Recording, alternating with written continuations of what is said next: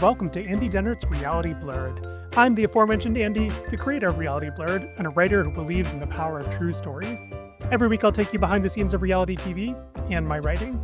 On today's show, The Amazing Race took off 25 years ago this week, and I have some behind-the-scenes stories to share with you. Also, 2 recommendations, and stick around to the end for reality TV life advice from an icon.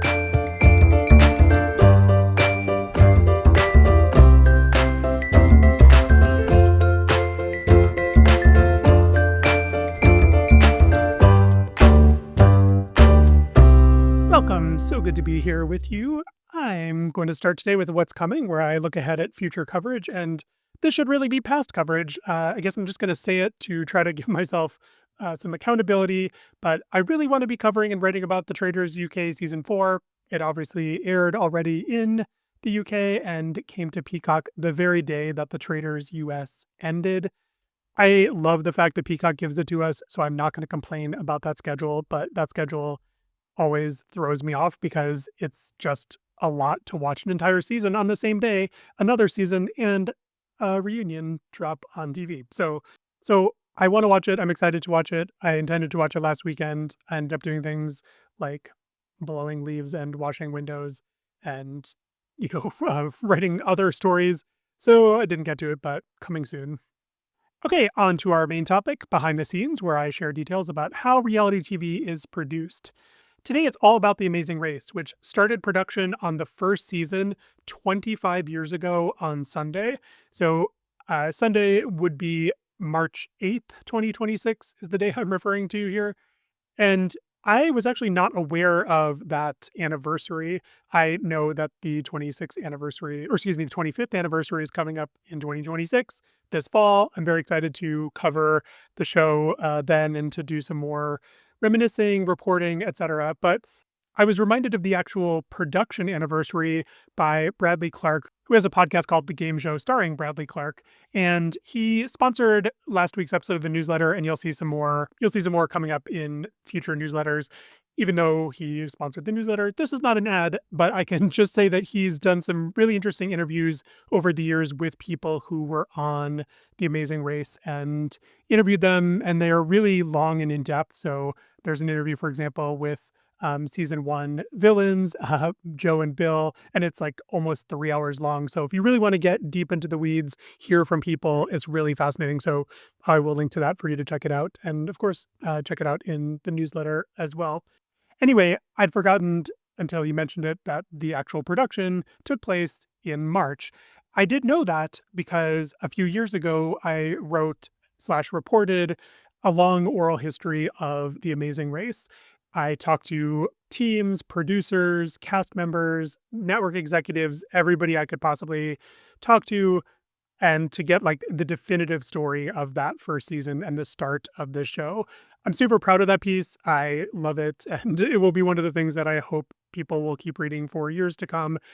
It's also something like 16 or 17,000 words. So someone just reported reading it this week and said it took, more than an hour. Totally understand that. I've also divided it into chapters, so it's easier. And the chapters have sections, so even easier if you just want to kind of take it piece by piece. I totally understand. But because it's so long and because there's so much in there and just so many amazing stories that the people I interviewed shared, I just wanted to highlight 7 different fascinating things from it. These are not like the 7 most fascinating things because if I put them in the piece, I think they're fascinating. So there was a lot that I did not include, believe it or not. And B, there's just a lot more. So these are just 7 things that I hope you'll find interesting about how that show was produced and is today produced. So the first thing came from a CBS executive, Gen Maynard, who was the one who greenlit the show. And I found it fascinating that he said that, and this is a quote, "I have been pitched probably 3 or 4 times a race around the world. And every time I would say, 'So where have you shot any shows?' In most cases, they never shot anywhere outside the United States. Having developed Survivor, I knew very well that it's not as easy as everyone says." So the person who came in and pitched was Bertram Van Munster and his wife, Elise Daguerre. There's a story in this piece that you probably heard before where Elise basically said she could come up with a show idea quickly and as a challenge came up with the idea of The Amazing Race based on her experiences backpacking with friends. And the rest of that is history. I did not know, though, that other people had thought of this beforehand. I mean, I guess it makes some amount of sense, but it does seem like so logistically challenging that for someone who's only filmed in, a studio or in like, I don't know, maybe road rules in the United States or something, like to do that worldwide would be a huge leap. So, number two, Bertram Van Munster has said, and this is a fascinating quote, logistically, it was a bloody nightmare. So when they filmed this first season, it was obviously a brand new format, and they really had to think about a lot of things as they were producing. And that's what's so interesting to me is that so many things we think about as The Amazing Race were in flux, even sometimes as they were filming. And I'll give you some more examples of that in a few minutes. But Brady Connell, one of the producers on that first season, who's gone on to be showrunner of other shows, one of my favorites is The Great Christmas Light Fight, and he does that every year. Basically, he said that he didn't even know if both CBS, or he didn't know if the CBS executives knew how much of this hadn't been decided in the days and weeks leading up to the actually starting the race. For example, they did not know if it was going to be a continuous race or if all teams would continue and then you would kind of have points at the end. So just the fact that they didn't know they were going to eliminate people along the way is amazing to me. And Brady said that it was only, and I quote here, 3 weeks out from starting to shoot that they decided they would eliminate teams and have, as he also said, here's another quote, a balls to the wall race around the world. So that is what we got, and I'm glad they made that decision. Speaking of decisions, number three, Phil Keoghan, obviously host of Amazing Race, and you probably heard that he and Jeff Probst were up for the Amazing Race, up for Survivor together. And obviously Jeff Probst got that, and then Phil got Amazing Race. Phil told me this, here's the direct quote. When we were waiting to find out about Survivor, Jeff and I were talking to each other. He's like, dude, you're going to get it because you're like the adventure guy. You're always out in the field. And I said, no, you're going to get it because you are the quintessential American host. That's so interesting because it seems now that they're perfect for their respective roles. But yeah, Jeff Probst was hosting like Rock and Roll Jeopardy. Phil also told me another quote, I was gut wrenched when I didn't get Survivor because I really thought I could do that show. Of course, he's now very happy that he got it and everything, but of course it was disappointing for him at the time and he didn't know another show that would last 25 years was around the corner. A little related tidbit to the host thing here. Bert told me that they didn't actually want to host at first because they didn't know what that person would actually do. And then Elise said that they thought they might actually need two hosts once they decided to have a host because they didn't know how the host would race the teams because basically Phil has to get to the end before the teams get here. So again, a logistical challenge, like how do you get the host to the next place in advance? Number four, when the show actually started, it was a Sunday, just actually like March 8th was this year.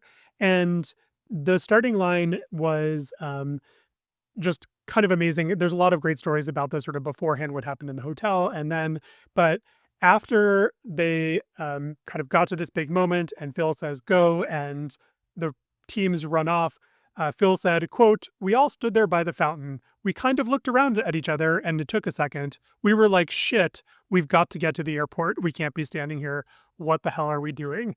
And so everyone else kind of said something similar. Elise said everyone was high-fiving. Brady said it was like a moment of relief. They were done. They finished this opening. They were all ready. But the teams were gone and with camera operators and sound people running away. And so they realized we're not stopping now until the end of the show. We have to go race too. And I mean, of course, they knew that on some level, but it's very different than other TV shows where you can kind of, we're going to do our big opening and now we're going to stop and then something else will happen and then, et cetera, et cetera. But I can't imagine being there in that moment and just seeing that in real time. Just a related tidbit. This isn't one of my 7 for this podcast, but here's a bonus one that's also in the story. They also didn't know where they were going to end the race, and one of the places that they were looking to end it was at the top of the World Trade Center tower. They were unable to get permitted for whatever reason to do that, and so it ended up not being there. But I do wonder what would have happened because the show itself, when it premiered in September of 2001, struggled because of the idea of plane travel and adventure around the world at this moment of a terrorist act. So anyway, interesting that, it could have gone that way as well. Number 5, for the very first challenge, this is another thing they kind of did on the fly. Brady told me that there was no challenge planned. They didn't know what it was going to be. I mean, they knew they needed a challenge. And he says, quote, "I'm literally walking around with a guy who is my driver and like, what's going on over there? This is on the Zambia side of Victoria Falls. We walk up there and there are these two guys building a platform on the edge. There was a wire that went all the way across the gorge. I said, what are you guys doing? They said, we just got our permit from the Zambian government to this first ever gorge swing. I'm like, ding, ding, ding. So that's how that first swing across the canyon came about. It was complete happenstance. It was not something built just for the show and something that they had to, of course, then test and make sure that it was safe and do all of that and then run it with the teams. And the teams have some fun stories there. Like Kevin talks about the fact that the camera operators are like running backwards on this like slippery metal bridge, and it was just really scary to even see that. Never mind the actual challenge itself. Number 6, there were a lot of changes during the show but also over the course of its life, and some of that happened in post-production. So one thing that I learned from Phil and a producer named Evan Weinstein, who was on the first season and was basically like helping to produce quote unquote Phil and doing script writing for him. Phil now does that himself, but back then it was not Phil's job. They really hadn't decided what to do with the host, and Phil told me that they didn't want me to greet the teams in the beginning, which I was frustrated with, quite frankly. That later changed. He said, there were some discussions, and I said, I feel like you're wasting an opportunity to use me where I feel like I can help. My experience really was in interacting with people. So the very first Matt check-in, Phil is not there. And then Phil comes up later. So obviously now one of the most iconic parts of the show, Phil is waiting with a greeter. We have this moment. He talks to them, the people he eliminates people or eliminates people who are in last place. The fact that they just didn't think to do that, again, it's amazing how many of the things that just seem like maybe simple choices or maybe just really obvious things to consider in advance just didn't happen that way. One thing Evan told me was that they had to do all of this in post-production or redo it in the sense that they needed to have Phil do a lot of voiceover and recording and then use the footage that they have and kind of cut that in. And there was a lot more detail about places and a lot of stuff that he had written that they just ended up cutting out, basically. So I think this happens in a lot of shows where in the editing room, you come up with what you actually want the show to look like, how it's going to be, you shape it, edit it, structure it. And in this case, they really did a lot of that, especially with Phil's role. Okay, and number 7 is just a little tidbit about how things have changed. One thing Phil told me was, and you see this in a lot in this oral history overall, was just how difficult communication was. This is 2001. People did not have iPhones in their pocket or Androids in their pocket. They had satellite phones. They had other ways of communicating, of course, but it was all production spread across the leg of the race, that country, the next leg, so and then as you see in that first season, teams fall way behind. Lately, that doesn't happen because the legs are shorter, more condensed, and for budgetary reasons, it keeps them, they're able to just like, move the whole production on without like having to leave people behind, et cetera, et cetera.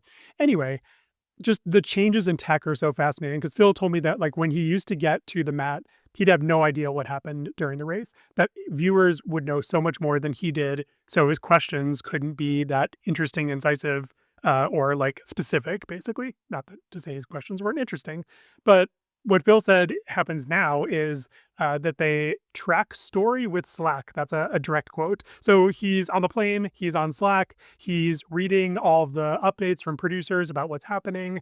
And Phil said, quote, "It's made my job way easier. All of us, the technology is incredible." So yeah, like obviously they can text and call and use Slack to communicate as a group. And that's just really incredible to think about how much everything has changed. So those are the 7 quick tidbits. I could do hundreds of these, and they're in the story. I'm linking that in the show notes, the episode description, or details section of your podcast. Find that and click it and read it if you would like. And maybe I'll do another one of these as the Amazing Race 26th anniversary comes up and highlight a few more things.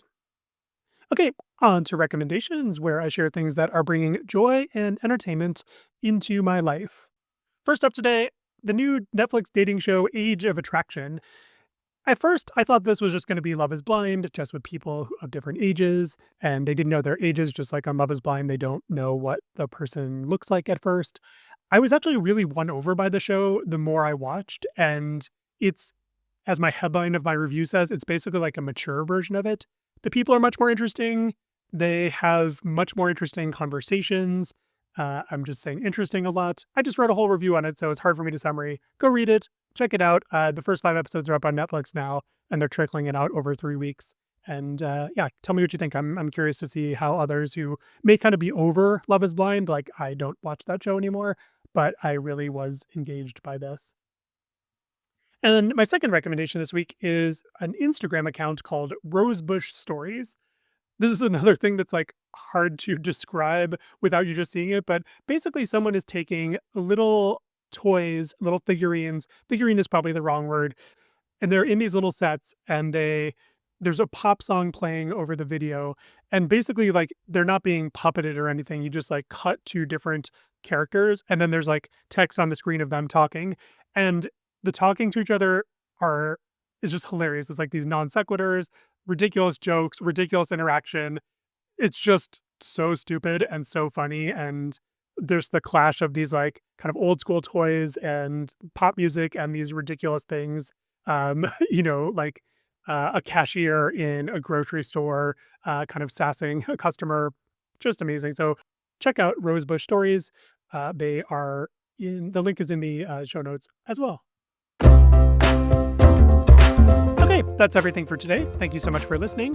Feel free to send me your feedback, questions, and thoughts. And if you're in a 5-star mood, tap those in your podcast app of choice and leave a review. It really does help me, and I really appreciate you doing that. Our theme song is Cheery Monday by Kevin MacLeod, and this episode is by me, Andy Dennert, and is copyright 2026 by Reality Blurred LLC, which is also me. You can find me at realityblurred.com and andydennert.com. I'll leave you today with life advice from reality TV, this time from Chef Lorena Garcia, who was revealed as the second mystery icon on Tournament of Champions Season 7. At the end of the show, I won't spoil it in case you haven't seen it, she said this backstage, and I think it is excellent advice. When you put yourself in uncomfortable situations, when you're not ease, that's when you grow. And I'm feeling growing right now.